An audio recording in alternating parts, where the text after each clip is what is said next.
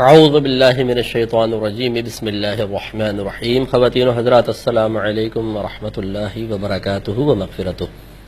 Programme احکام شریعت اور فقہ حنفی سے متعلقہ مسائل کے ساتھ ایک دفعہ پھر آپ کے سامنے موجود ہے۔ یہ مہینہ صفر المظفر کا مہینہ کہلاتا ہے۔ مظفر اسے کہتے ہیں جس کو کامیابی دے دی گئی ہو۔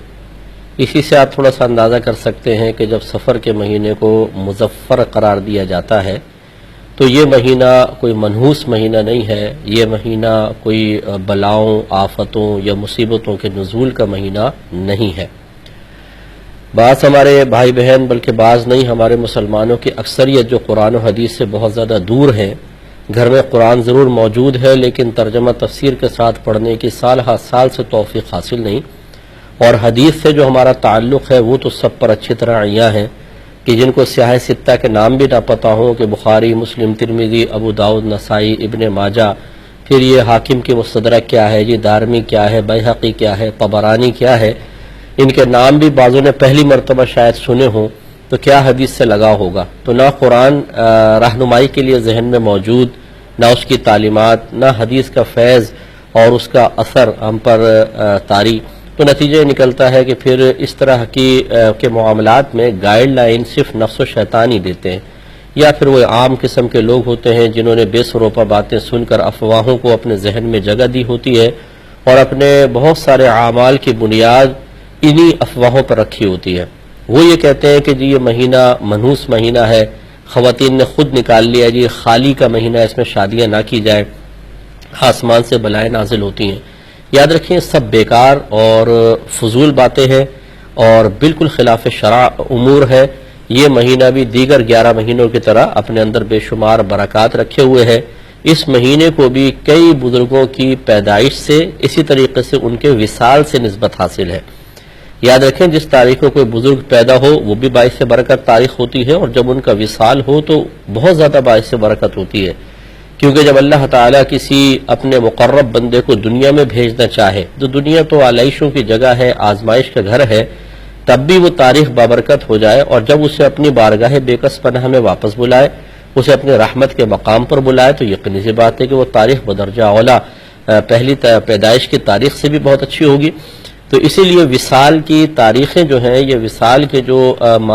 ایام ہوتے ہیں یا مہینے ہوتے ہیں بہت ہی بابرکت ہوتے ہیں۔ تو اب یہ صفر المظفر کے مہینے میں آپ اگر تاریخ اٹھا کر دیکھ لیں، بے شمار بزرگ پیدا ہوئے، بے شمار فوت ہوئے ہوں گے، بہت سارے بہترین واقعات اس مہینے میں ہوئے ہوں گے۔ تو یہ مہینہ باعث برکت مہینہ ہے، کوئی برا مہینہ نہیں، کوئی خالی کا مہینہ نہیں، بلکہ نبی کریم صلی اللہ علیہ وسلم کے دور میں بعض مشرکین کا یہ خیال تھا کہ اس مہینے میں آسمان سے بلائیں نازل ہوتی ہیں، تو نبی کریم صلی اللہ علیہ وسلم نے اسی لیے ولا صفر کے الفاظ بیان فرمائے کہ سفر کا مہینہ کچھ بھی نہیں ہے، یعنی یہ جو آپ توہم پرستی میں مبتلا ہیں اس کو دور کریں۔ اسی طرح 13 تاریخ کو منحوس سمجھا جاتا ہے اور اس مہینے میں شادی نہیں کی جاتی، یہ سب دقیانوسی باتیں ہیں۔ ایک کامل الایمان مسلمان کے لیے شرعاً بالکل درست نہیں ہے کہ وہ اس قسم کے توہم پرستی کے پیچھے چلے جس کی کوئی شرعی دلیل اس کے پاس نہ ہو۔ جب میں لاہور میں زیر تعلیم تھا تو صفر المظفر کے آخری بدھ کو بہت سارے لوگوں کو باغوں کی طرف جاتے دیکھا، وتھ فیملی بچوں کے ساتھ جا رہے ہیں۔ معلوم کیا تو پتہ چلا کہ جی نبی کریم صلی اللہ علیہ وسلم کو اللہ تبارک و تعالی نے اس دن صحت سے نوازا تھا، آپ بیمار تھے تو سرکار باغ میں گئے تھے، اس سنت کو پورا کرنے کے لیے ہم جا رہے ہیں۔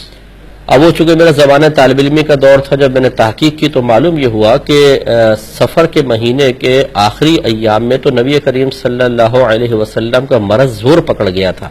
کوئی شفا نہیں ہوئی تھی، اور اسی طرح کوئی آپ باغ میں نہیں گئے تھے۔ تو اب یہ لوگوں نے اپنے پاس سے بس سنی سنائی بات، اور بات وہی ہے اگر آپ میرا نقطہ سمجھیے کہ جب ذہن میں رہنمائی کے لیے نہ قرآن کی تعلیم موجود ہو نہ حدیث کا فیض، تو پھر اسی قسم کی بے سروپا باتیں انسان کے ذہن میں موجود رہ کر بہت سارے اعمال کی بنیاد کا سبب اور ذریعہ بنتی ہیں۔ اس لیے خدارہ اس سے باہر نکلیں اور اپنی نسلوں کے اندر یہ دقیانوسی اور توہم پرستی کا وائرس منتقل نہ کریں۔ تو اس لیے ان توہم پرستیوں سے خدارہ آپ باہر نکلیں۔ خصوصاً میں اپنی بہنوں سے گزارش کرتا ہوں، قرآن پاک میں بے شمار اعمال پر عذابات کا تذکرہ ہے، حدیثوں میں بہت سارے اعمال ذکر کیے گئے جس کے نتیجے میں اگر انسان نافرمانی سے محفوظ نہ رہے تو میدان معاشر میں ذلت، رسوائی، ندامت، پچھتاوا اور سخت عذاب، بھوک پیاس وغیرہ کا ذکر موجود ہے۔ ان میں سے کوئی بھی بات دل پر اثر نہ کرے، سری حدیثیں، سری آیات موجود ہوں تب بھی انسان گناہوں کے دلدل میں گرتا ہی چلا جائے، اور اس قسم کی باتیں جو افواہیں ہیں جب ہم تک پہنچے تو دل لرز جائے، بدن کانپ جائے اور بڑے بڑے اعمال کی بنیاد کا ذریعہ بن جائے، تو سوچئے کہ کیا یہ ایک کامل ایمان والے مومن کا کام ہے یا ایک کمزور ایمان والے انسان کی یہ تمام حرکتیں ہو سکتی ہیں؟ تو نتیجہ نکلے گا کہ ہمارا ایمان بڑا کمزور ہو چکا ہے، اللہ کی بات اثر نہ کرے، اللہ کے عذاب کا خوف پیدا نہ ہو، نبی کریم صلی اللہ علیہ وسلم کی باتیں دل پر اثر نہ کریں اور ہم اس قسم کی حرکتیں کریں، اور یہ توہم پرستی اور اس طرح کی الٹی سیدھی باتیں ہمیں خوف میں مبتلا کر کے بے شمار اعمال کی بنیاد بن جائے، اس پہ ذرا ہمیں توجہ کرنی